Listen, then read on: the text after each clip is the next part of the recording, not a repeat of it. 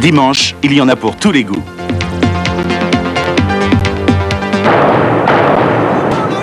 « 18h, Projet X. Et les très méchants instigateurs de ce projet-là, la SPA ne les soutient pas. Quand un chien est content, il remue la queue. Et quand il veut sortir, il gratte à la porte. Avouez que cela n'a rien à voir avec un langage par-ci. Lui, c'est très différent. Il emploie des mots. 19h50, ça cartoon. En 1989, les 7 et puis tous leurs amis l'ont dit, c'est la meilleure. Et pourquoi ne le serait-elle pas en 1990 ?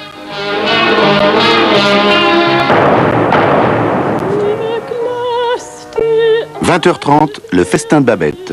Vous verrez, Stéphane Audran séduira les plus irréductibles de ces Danois-là.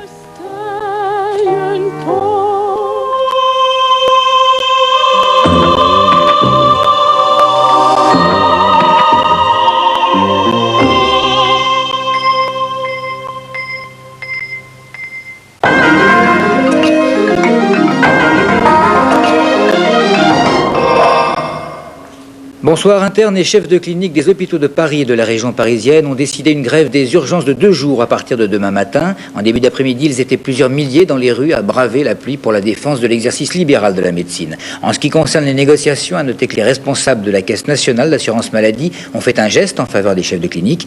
Ils recevront désormais une rémunération spécifique, mais pas de propositions concrètes aux internes.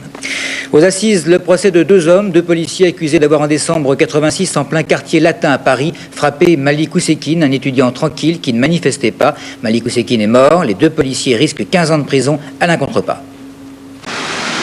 Il est un peu plus de midi. Les 2 policiers inculpés arrivent au palais de justice de Paris. À l'intérieur de la cour d'assises, la famille de Malik Oussekine, son frère, sa sœur. On ne verra pas les 2 accusés. Ils ont refusé d'être filmés et photographiés. Les 2 hommes sont très différents.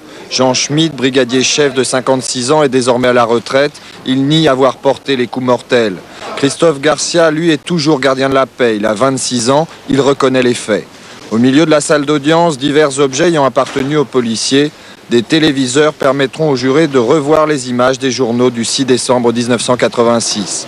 Ils devront déterminer si ce soir-là, Malik Oussekine, coincé dans un Porsche par les policiers du peloton voltigeur motocycliste, est mort directement des coups reçus ou du fait de son état de santé déficient.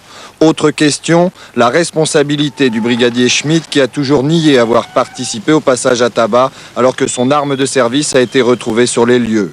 2 ténors du barreau vont s'affronter, maître Kiejman pour la partie civile, maître Garot pour la défense. Ce dernier a déjà récusé tout juré d'origine maghrébine ou suffisamment jeune pour avoir participé aux manifestations.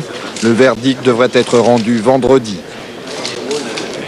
La situation en Azerbaïdjan avec aujourd'hui une foule immense qui a défilé dans la capitale, Bakou, à l'occasion des obsèques des victimes de l'intervention soviétique. En toile de fond, les députés menacent Gorbatchev de faire sécession. Partez, sinon nous proclamons l'indépendance, menace-t-il. Patrice Desmazeries.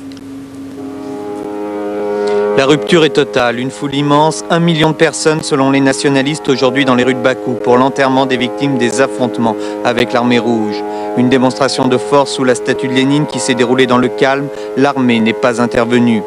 Bakou résiste, les députés azéris ont désormais totalement épousé la cause nationaliste. Ils ont lancé un ultimatum à Moscou exigeant que l'état d'urgence soit levé dans 48 heures, sinon ils menacent de proclamer l'indépendance de l'Azerbaïdjan. Un défi auquel Gorbatchev aura bien du mal à répondre. L'intervention de l'armée rouge n'a rien arrangé. Les communistes azéris déchirent ou brûlent leurs cartes du parti par milliers. Hier soir, la télévision soviétique a dramatisé les massacres entre Azéris et Arméniens avec ce clip pour tenter de justifier cette intervention. Mais le message passe de plus en plus mal en URSS.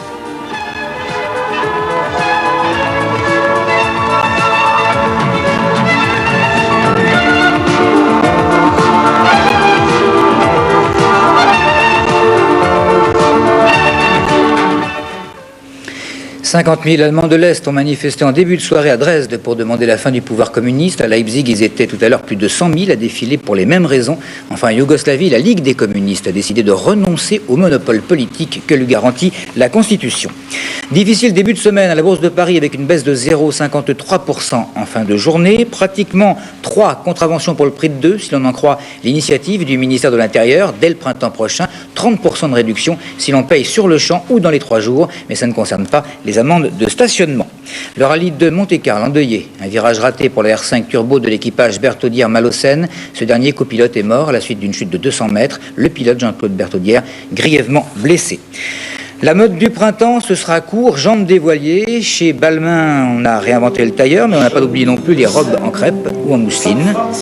Tout cela pour charmer des créatures de rêve et leur permettre de séduire un petit peu plus.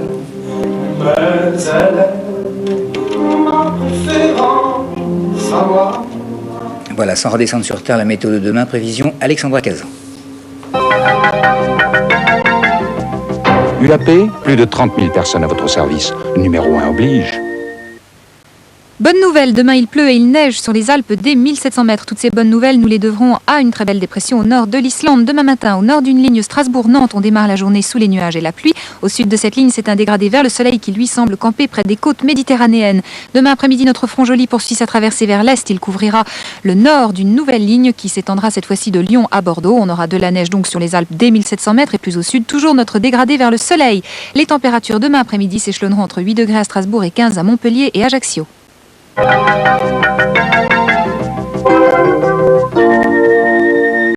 Dans quelques secondes, Stéphane Devergy pour Lundi Sport. Excellente suite de soirée.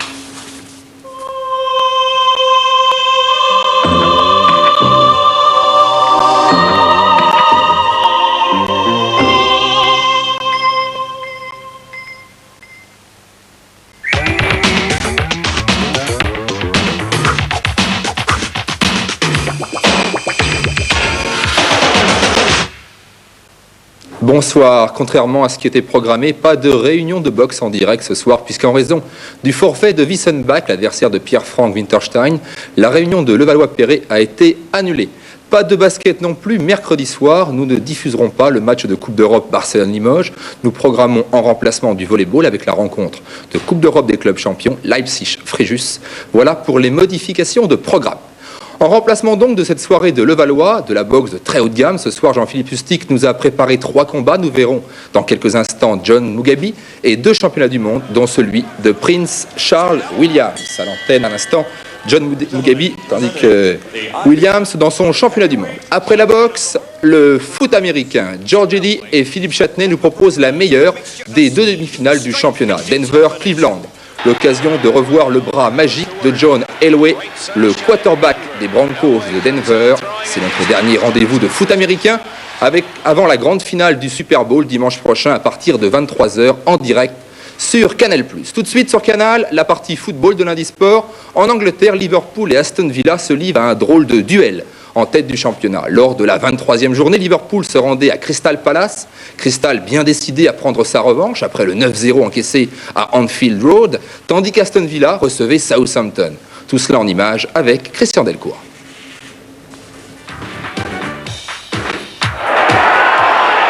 Liverpool, en tête du championnat britannique, a confirmé son large succès du match aller, 9-0 face à Crystal Palace, en s'imposant cette fois-ci 2-0 en déplacement. Ian Rush ouvre la marque dès la 9e minute, le 11e but de l'international gallois. Liverpool assure son succès en seconde période sur un dégagement de Bruce Grobbelaar, avec à la conclusion Peter Beardsley. 48e but de Liverpool cette saison, meilleure attaque du championnat britannique.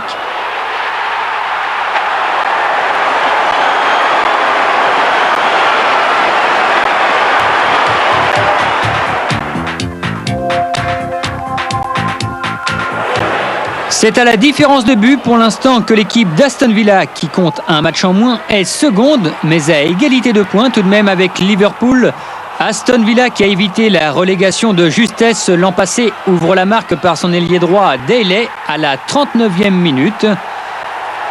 Sur une longue touche et sur un superbe amorti de la poitrine de Cockerill, Southampton revient à égalité en seconde période. Mais à 10 minutes de la fin, Gedge donne la victoire à Aston Villa 2-1.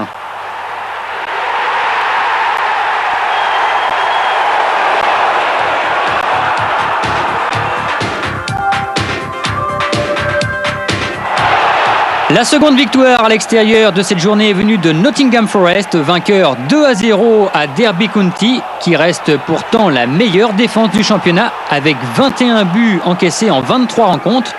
Nottingham marque 2 fois dans les 20 premières minutes avec tout d'abord Hodge parti dans l'axe, puis Jenson sur le côté droit avec à chaque fois un ballon qui termine sa course dans le petit filet. Nottingham Forest 4e est déjà à 10 points des deux leaders Liverpool et Aston Villa.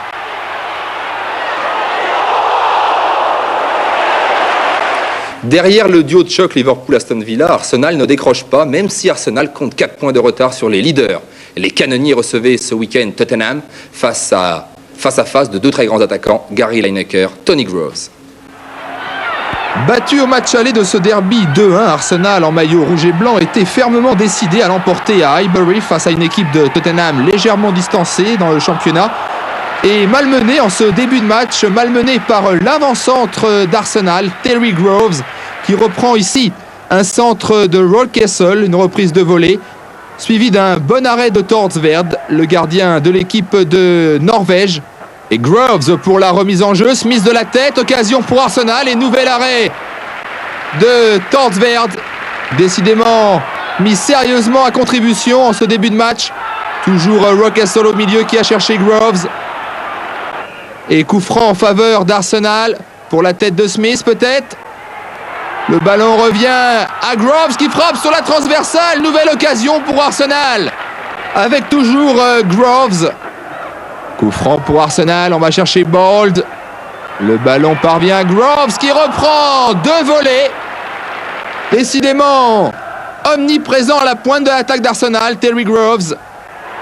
Contre-attaque de Tottenham avec Sidgley pour Lineker. Reprise de Lineker sur le poteau. Quelle bonne occasion pour Tottenham. Une occasion d'ouvrir le score sur ce centre venu du côté gauche.